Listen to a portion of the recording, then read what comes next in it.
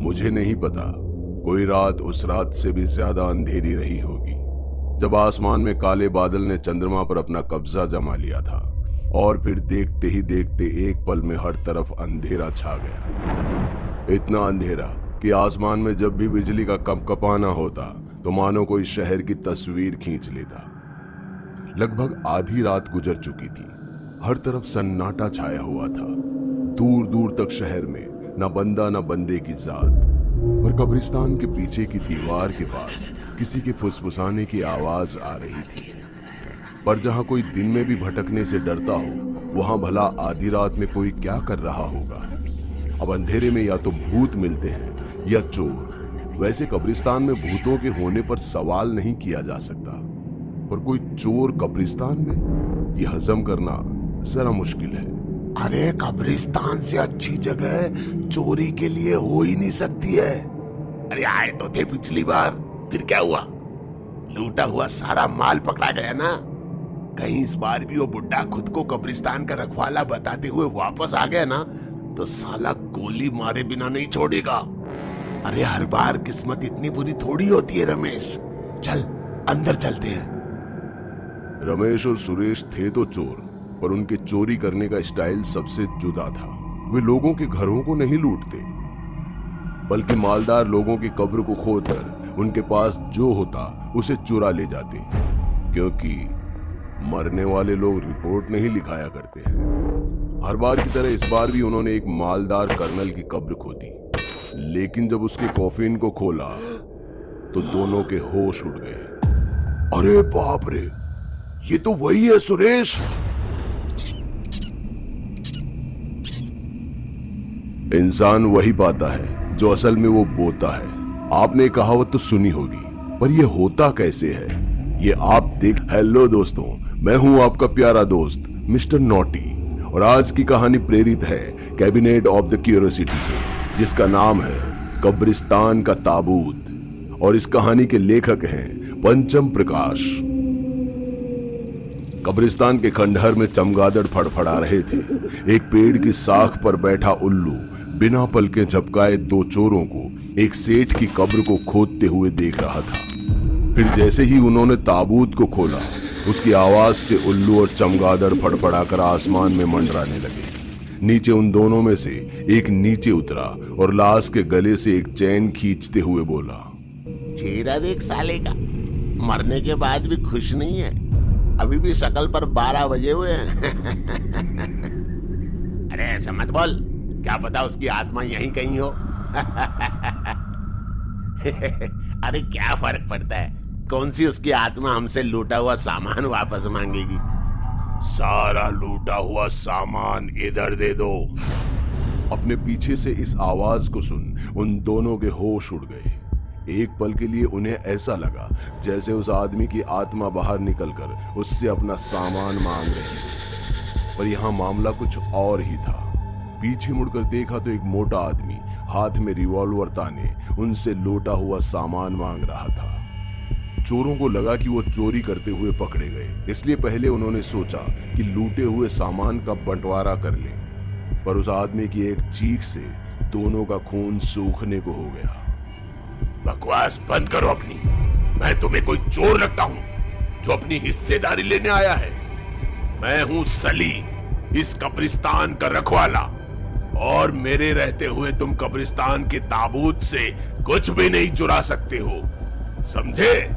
अब चुपचाप सामान यहां रखो और चलते बनो, वरना।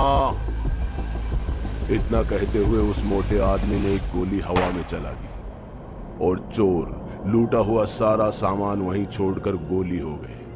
इसके बाद सली ने पहले तो अपने आसपास देखा और फिर कब्र में नीचे उतरकर लाश को देखने लगा। ओहो, यहाँ तो अभी और भी माल बचा है। बाजार में इसकी अच्छी कीमत मिल जाएगी और मेरा कर्ज भी उतर जाएगा। सली भी उन बाकी चोरों की तरह ही था जो लाश को लूटता था।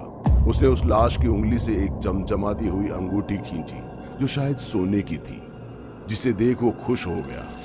पर अचानक ही चमगादड़ों का झुंड जब उसके सिर के ऊपर से गुजरा तो डर के मारे अंगूठी हाथ से छूट वापस ताबूत में जा गिरी।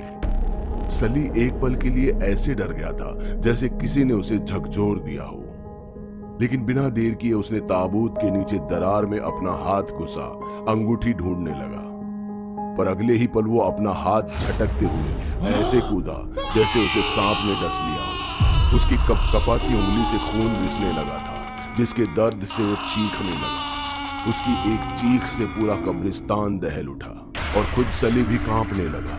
जब उसकी नजर नीचे गई तो ताबूत के अंदर एक चूहा निकला, जिसके मुंह में खून लगा हुआ था और उसके दांत में फंसी थी वो अंगूठी। सली ने उसके मुंह से वो अंगूठी निकालने के लिए हाथ आगे बढ़ाया ही था कि तभी चूहा अंगूठी सहित अंदर घुस गया। सली लूटा हुआ सारा माल लाश के सीने पर डाल वहीं झांकने लगा जहां वो चूहा था, पर उसे कुछ दिखाई नहीं दिया। उल्टे उसे कुछ खिसकने की आवाज सुनाई दी। उठकर देखा तो वहां चूहों का ढेर था जो लाश को खींचते हुए सुरंग में ले जा रहे थे। इससे पहले कि सली अपना माल उठाता, लाश पूरी तरह से सुरंग के अंदर जा चुकी थी। अगर कुछ दिख रहा था तो वो उस सेठ के बाल थे, जिसे पकड़कर सली ने उसे बाहर खींचने की कोशिश भी की, लेकिन नाकाम रहा क्योंकि नकली बाल उसके हाथ में आ गए और एक झटके में लूटा हुआ माल हाथ से चला गया और पूरे होने वाले उसके सपने भी।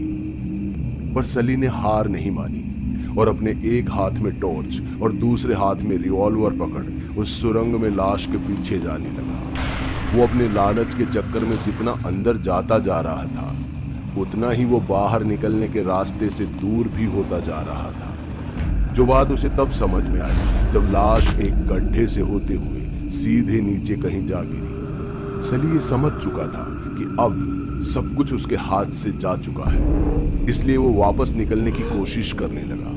पर अब वो मुड़ भी नहीं सकता था और ना ही उठकर जा सकता था। उसे समझ नहीं आ रहा था कि वो क्या करे। तभी उसके सामने वो चूहा आ गया जिसने उसे काटा था। चूहे को देखकर गुस्से में सली ने उस पर गोली चला दी, जिसके बाद उसके चिथड़े उड़ गए। चूहे का ये हाल देख सली मुस्कुराने लगा, जैसे उसने कोई बड़ी कामयाबी हासिल कर ली हो। लेकिन वो इस बात से अनजान था कि आगे उसके साथ क्या होने वाला है। देखते ही देखते सुरंग से तेज आवाज गूंजने लगी। सली को समझ में नहीं आ रहा था कि ये आवाज कैसी है, लेकिन अगले ही पल जो दृश्य उसके सामने आया, उसे देख वो गड्ढे में कूदने को मजबूर हो गया, क्योंकि पीछे वो जा नहीं सकता था और उस गड्ढे के उस पार हजारों चूहों की सेना खड़ी थी, जो अपने नुकीले दांतों के साथ सली के आगे बढ़ने का इंतजार कर रहे थे।